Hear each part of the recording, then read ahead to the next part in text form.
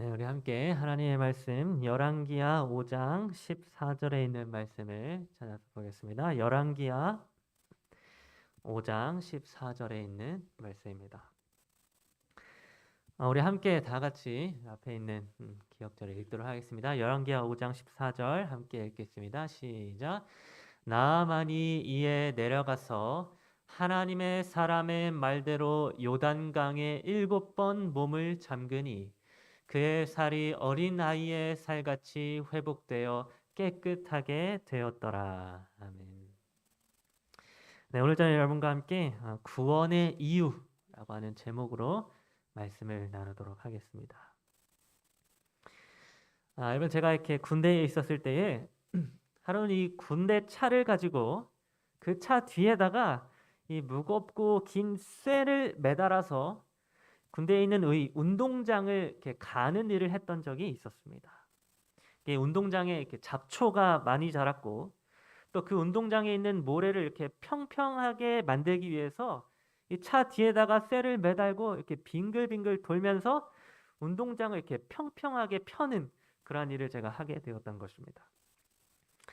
그런데 여러분 제가 당시 이 수동이었던 차를 제가 몰고서 이 작업을 하게 되었는데 제가 차를 몰고 가는데 어느 순간부터 이 차의 시동이 꺼지는 것입니다. 이게 조금 가다가 시동이 꺼지고 또 조금 가다가 시동이 꺼지는 일이 반복되어지는 것입니다. 그래서 제가 처음에는 제 운전 실력이 부족해서 시동이 꺼지는 줄 알았습니다.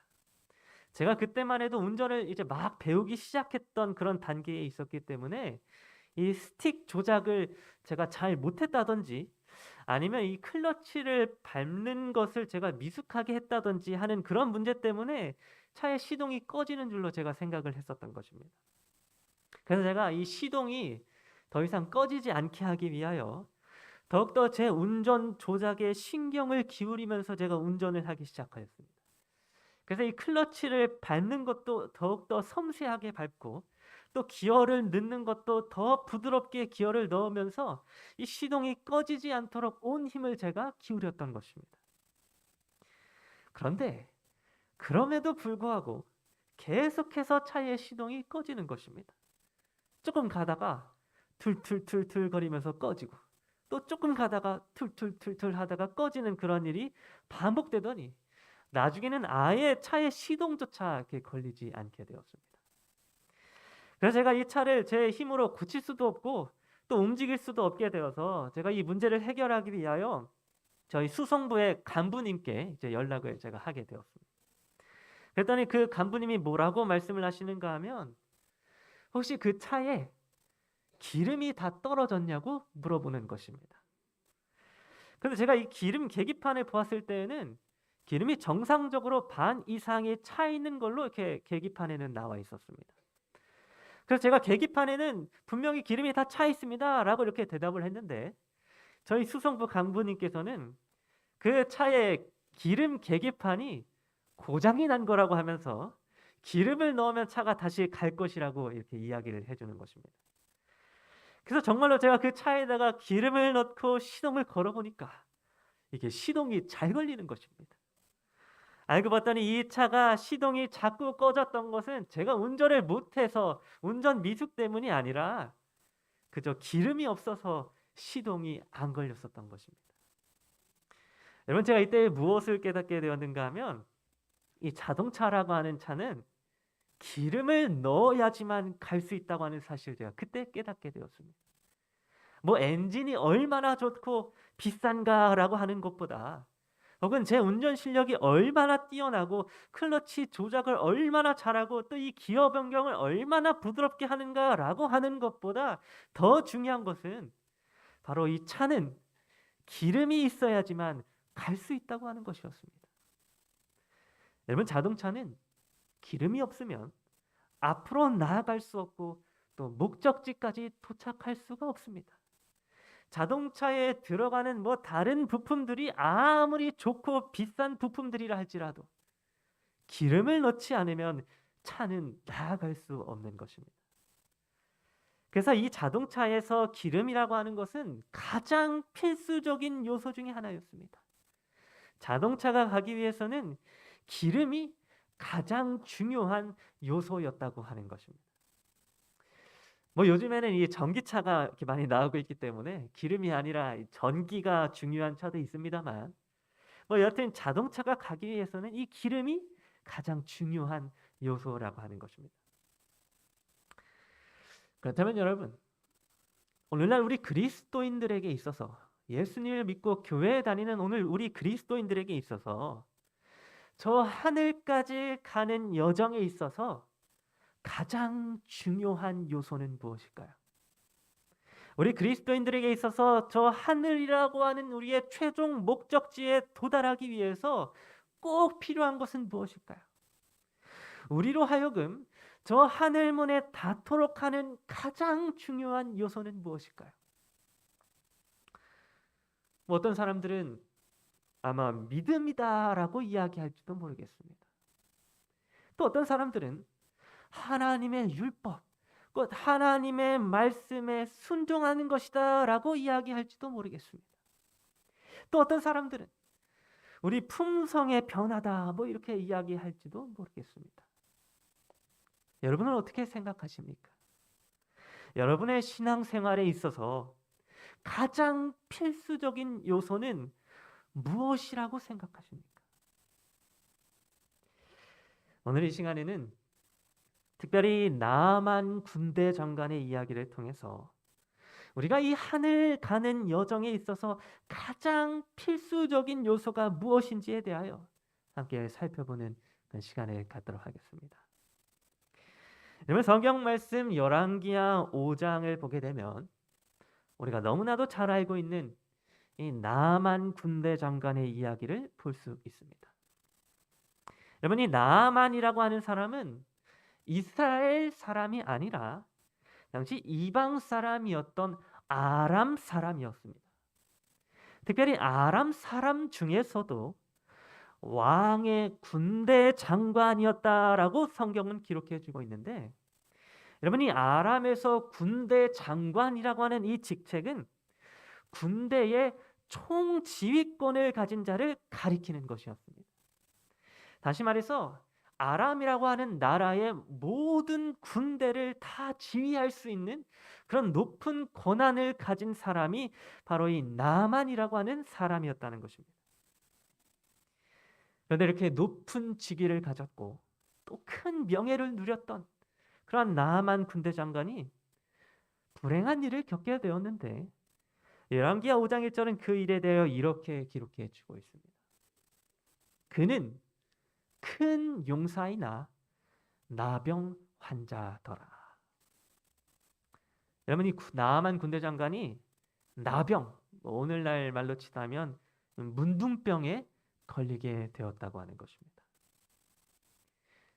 많은 것을 가졌고 또 많은 것을 누릴 수 있었던 군대 장관 나만이 살이 썩어 들어가는 이 문둥병에 걸려서 하루아침에 모든 것을 잃을 수밖에 없는 그런 절망적인 상황에 놓여지게 되었던 것입니다.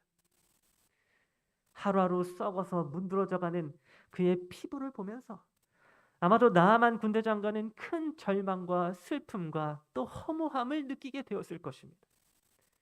그가 그렇게 일생 동안 열심히 쌓아왔던 부가, 또 그의 명예가 이 병 때문에 하루아침에 다 잃어버리게 되는 그런 허무함을 그가 느끼게 되었던 것입니다.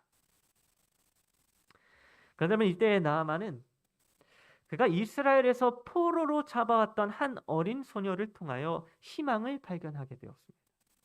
이 어린 소녀로부터 이스라엘에 있는 엘리사 선지자라고 하는 이 선지자를 소개받게 되었고, 이 엘리사 선지자에게로 가게 되면 이 고칠 수 없는 문둥병이 고침을 받을 수 있다라고 하는 소식을 듣게 되었던 것입니다. 그래서 나아만 군대 장관은 자신의 이 문둥병을 고치기 위하여 엘리사 선지자가 있는 이스라엘 땅으로 떠나게 되었습니다.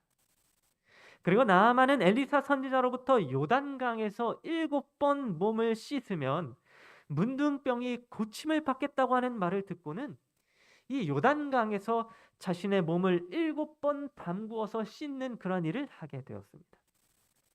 그래서 여러분 오늘 우리가 시작하면서 읽은 본문 말씀 열왕기하 5장 14절은 그 장면에 대하여 이렇게 기록해 주고 있습니다. 나아만이 이에 내려가서 하나님의 사람의 말대로 요단강에 7번 몸을 잠그니 그의 살이 어린 아이의 살같이 회복되어 깨끗하게 되었더라. 여러분 정말 놀랍게도 이 나만 군대 장관이 엘리사 선지자의 말대로 이 요단강에 들어가서 7번 몸을 잠그게 되었을 때 그의 고칠 수 없었던 문둥병이 깨끗하게 낫게 되는 그런 놀라운 기적이 일어나게 되었던 것입니다. 그런데 여러분, 제가 여기서 여러분들에게 한번 질문을 해보도록 하겠습니다. 여러분, 나아만 군대 장관이 요단강에 몸을 7번 잠그는 일을 통하여 그의 문둥병이 나음을 받게 되었는데, 여러분 이때에 나아만 군대 장관이 그 문둥병을 고침을 받을 수 있게 되었던 그 이유가 무엇이었습니까? 여러분 나아만이 문둥병이 고침을 받을 수 있었던 그 결정적인 이유가 여러분 무엇이었다고 생각하십니까? 여러분 요단강이 뭐 어떤 치료의 효능이 있어서 나아만이 고침을 받은 것입니까? 여러분 그 요단강은 일반 강보다 좀 더러운 강이었습니다. 심지어. 그래서 그 강에는 문둥병이라고 하는 병을 고칠 만한 아무런 효능이 없었습니다. 그렇다면 여러분 이 나아만이 하나님의 사람 엘리사 선지자의 말을 믿고 순종하였기 때문에 그의 병이 고침을 받은 것이었습니까? 쉽게 말해서 나아만이 하나님의 말씀에 순종하였기 때문에 병이 고침을 받은 것입니까? 아니면 나아만이 엘리사 선지자의 말을 믿었기 때문에 혹은 이스라엘의 하나님이 참 하나님이다라고 그가 믿었기 때문에 나아만의 병이 고침을 받은 것입니까? 여러분 나아만이 엘리사 선지자의 말에 순종을 하였던 것은 그가 기쁜 마음으로 자원하는 마음으로 순종하였던 것이 아니었습니다. 나아만은 처음에 엘리사 선지자가 요단강에서 7번 씻으라라고 이렇게 말을 하였을 때에 나아만 군대 장관은 크게 분노하면서 아니 어떻게 감히 자기에게 이렇게 더러운 요단강 물에서 씻게 하였다고 이렇게 말하면서 처음에 거절하였던 것입니다. 그래서 어쩌면 나아만 군대 장관은 요단강에서 7번 몸을 씻었을 때에 여전히 반신반의하는 그런 불만의 마음을 가지고 씻었을 것입니다. 즉 나아만이 했던 이 순종은 기쁜 마음으로 순종한 올바른 순종이 아니었다고 하는 것입니다. 또한 나아만은 이스라엘의 하나님을 믿는 믿음으로 요단강에 들어갔던 것도 전혀 아니었습니다. 나아만은 여러분 언제 하나님을 믿게 되었는가 하면 그의 문둥병이 낫게 된 이후에 하나님을 믿게 되었습니다. 그래서 열왕기하 5장 15절은 이렇게 기록해 주고 있습니다. 나아만이 모든 군대와 함께 하나님의 사람에게로 돌아와서 그의 앞에 서서 이르되 내가 이제 이스라엘 외에는 온 천하에 신이 없는 줄을 아나이다. 여러분 이 말씀은 지금 나아만이 그의 병이 완전히 다 낫게 된 이후에야 비로소 하나님을 믿게 되었다고 하는 사실을 가르쳐 주고 있습니다. 나만 군대 장관이 그의 병이 고침을 받게 된 것을 확인하게 된 이후에야 그때에서야 비로소 하나님을 믿는 믿음을 갖게 되었다고 하는 것입니다. 즉 요단강에 그의 몸을 담궜을 때에는 하나님을 믿는 믿음이 나아만에게는 없었다고 하는 것입니다. 그러면 여러분 나아만은 그의 믿음 때문에 병이 낫게 된 것도 아니었습니다. 나아만은 하나님을 믿는 믿음 없이 요단강에 들어갔었던 것입니다. 여러분 물론 이 이방인이었던 그래서 하나님을 잘 모를 수밖에 없었던 이 나아만 장군의 불완전한 순종과 또 불완전한 믿음이 그의 병을 고치게 하는 데 있어서 좀 필요한 역할을 한 것은 분명하지만 그럼에도 불구하고 이 나만의 순종과 나만의 믿음은 그의 병을 고치게 했던 핵심적인 요소는 결코 아니었습니다. 마치 자동차에 기름이 있어야지만 차가 목적지까지 갈 수 있는 것처럼 나만의 병 고침에 있어서 그의 믿음과 그의 순종은 기름의 역할을 다하지는 못하였다고 하는 것입니다. 나만 스스로의 믿음과 나만 스스로의 순종이 그를 구원받게 하는 역할에 있어서 핵심적인 요소가 결코 아니었다는 것입니다. 그렇다면 여러분, 나만 군대 장관이 병 고침을 받고 구원을 받을 수 있었던 그의 구원의 이유는 무엇이었을까요? 나만이라고 하는 이방인을 낫게 해주었던 그 핵심적인 기름과도 같은 그 요소는 여러분 무엇이었을까요? 여러분 고린도전서 13장 2절은 나만이 병고침을 받고 또 구원을 받을 수 있었던 그 이유가 무엇이었는지에 대하여 이렇게 기록해 주고 있었습니다. 또 산을 옮길 만한 모든 믿음이 있을지라도 사랑이 없으면 내가 아무것도 아니요. 여러분 나만 군대 장관이 그의 나병을 고침받을 수 있었던 가장 큰 핵심적인 이유는 무엇이었는가 하면 그 자신의 믿음이 아니라 그 자신의 순종이 아니라 문둥병에 걸려 죽을 수밖에 없는 그 불쌍한 나만 장군을 향한 예수 그리스도의 사랑 때문이었습니다.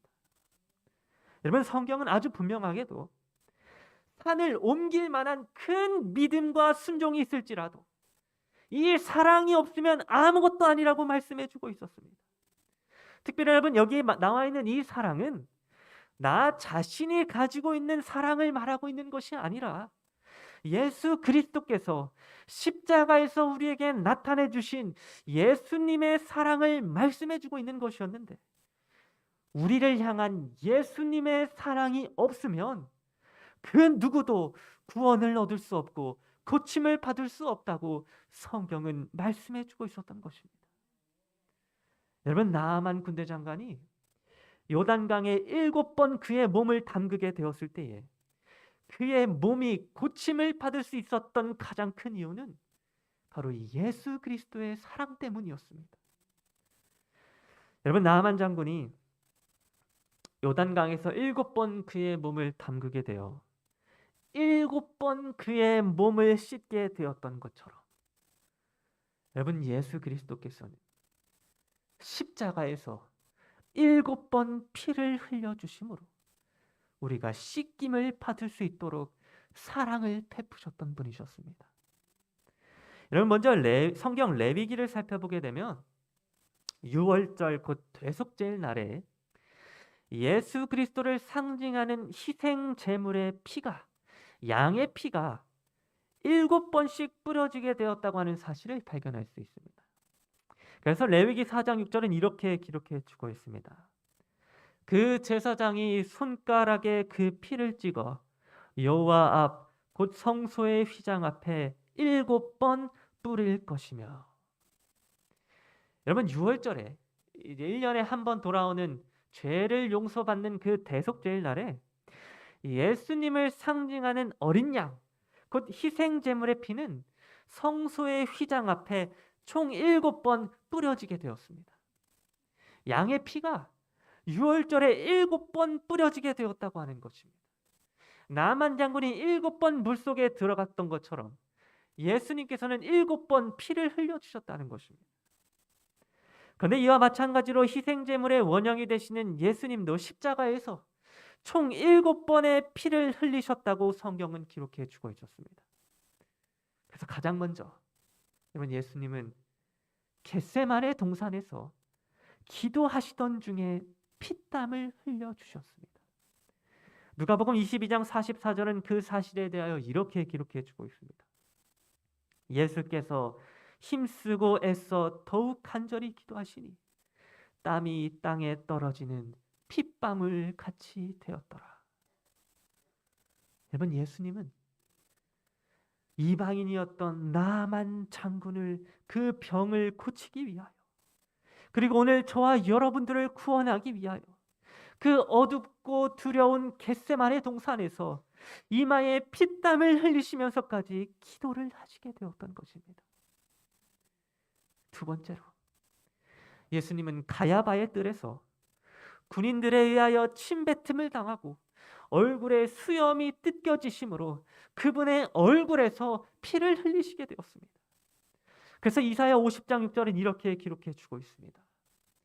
나의 수염을 뽑는 자들에게 나의 뺨을 맡기며 모욕과 침 뱉음을 당하여도 내 얼굴을 가리지 아니하였느니라. 여러분, 예수님은 그분의 뺨을 맞고 수염을 뽑히심으로 그분의 얼굴에서 피를 흘리시게 되었습니다. 문둥병으로 인하여 얼굴이 썩어가고 있는 그 나아만을 위하여, 그리고 오늘날 죄로 인하여 부정하여진 우리들의 얼굴과 우리들의 형상을 회복시키고 고쳐주시기 위하여 예수 그리스도께서 그분의 얼굴에 피를 흘려주셨던 것입니다. 세 번째로, 예수님은 로마 법정에서, 그 법정의 뜰에서 쇠사슬에 묶이고 온 몸에 채찍질을 당하심으로 피를 흘리시게 되었습니다. 이사야 53장 5절은 그 사실에 대하여 이렇게 기록해 주고 있습니다. 그가 채찍에 맞음으로 우리는 나음을 받았도다. 여러분, 나병, 문둥병으로 인하여 부정하여진 나만의 몸을 고치시기 위하여, 그리고 하나님 앞에 범죄함으로 부정하게 된 우리들의 육신과 우리들의 몸을 고치시기 위하여 예수 그리스도께서는 그분의 몸에 채찍을 맞아 피를 흘려주심으로 오늘 우리들을 낫게 하여 주셨던 것입니다. 네 번째로, 예수님은 그분의 머리에 가시면류관을 쓰심으로 피를 흘리시게 되었습니다. 하나님을 온전히 믿지 못하고 하나님의 말씀에 온전히 순종하지 못하는 나만의 생각과 오늘 우리들의 부정한 생각들을 고치시고 또 우리들에게 믿음을 더하여 주시기 위하여 예수 그리스도께서는 그분의 머리에 가시면류관을 쓰심으로 피를 흘려 주셨던 것입니다. 다섯 번째와 여섯 번째로, 예수님은 그분의 손과 발에 못이 박히심으로 피를 흘리시게 되었습니다.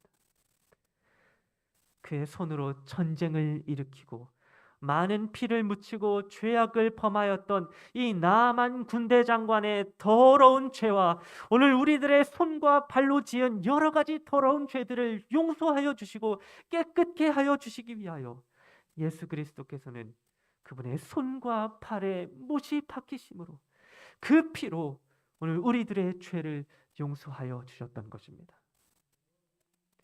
마지막 일곱 번째로, 예수님은 그분의 옆구리가 창에 찔리심으로 피를 흘려주셨습니다.